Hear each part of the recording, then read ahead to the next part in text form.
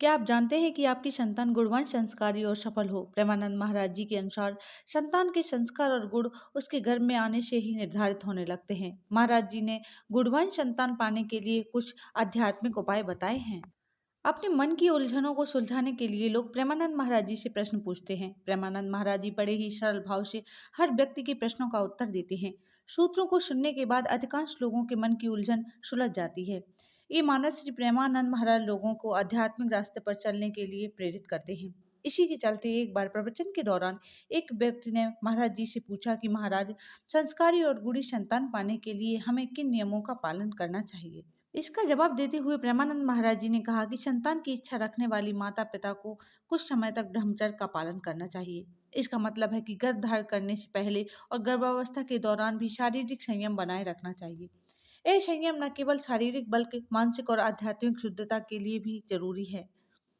गर्भधारण से पहले और गर्भावस्था के दौरान माता पिता को भगवान का नाम जाप करना चाहिए और उनका चिंतन करना चाहिए। ऐसा करने से मन शांत और पवित्र रहता है।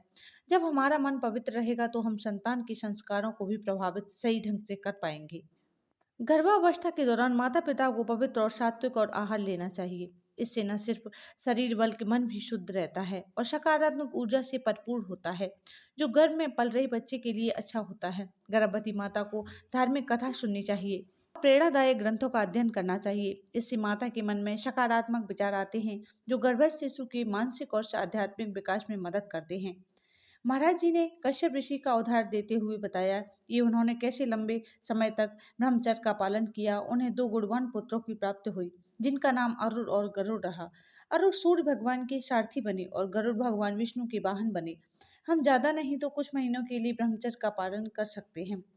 महाराज जी ने बताया, जब बच्चा गर्भ में हो तब से लेकर जन्म तक माता पिता को ब्रह्मचर्य का पालन करना चाहिए। माता को पवित्र आहार लेना चाहिए, अच्छे शब्द बोलने चाहिए, भगवान का नाम जाप करना चाहिए, धार्मिक कथा सुननी चाहिए। इतना सब करने से निश्चित ही संस्कारी और गुणवान संतान की प्राप्ति होगी।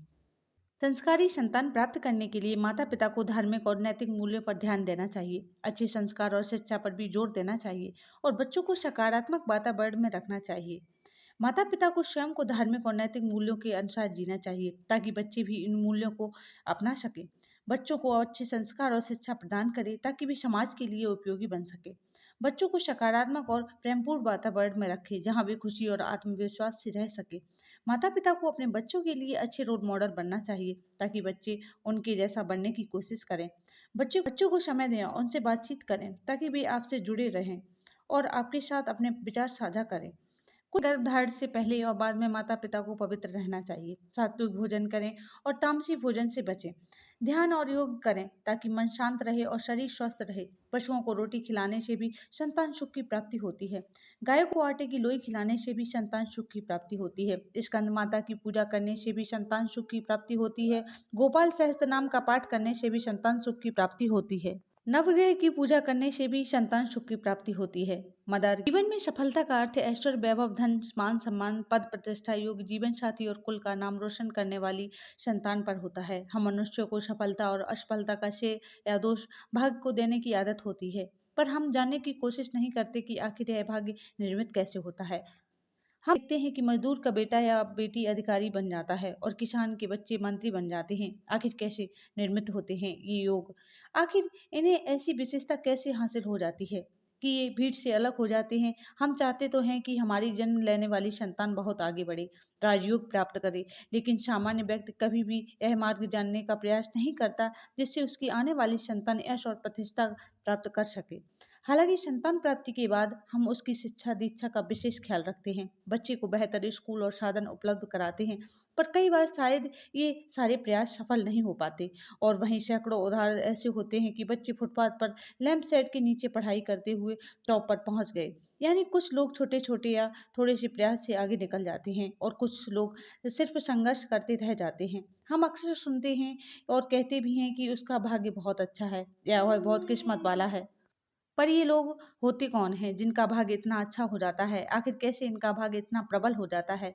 ज्योतिष में भाग्य प्रबल होने का कारण यही है कि हम अपने शुद्ध विचारों से, शुद्ध आचरण से बच्चे को ऐश्वर्य प्राप्त करा सकते हैं।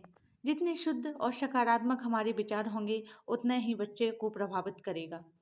अर्थात हमारे आचरण से ही बच्चे को ऐश्वर्य की प्राप्ति होगी और हम उसे जैसे संस्कार देंगे वो वैसा ही ऐश्वर्य प्राप्त करेगा। वीडियो अच्छी लगी हो तो प्लीज़ लाइक, कमेंट, शेयर करें, सब्सक्राइब करना ना भूलें।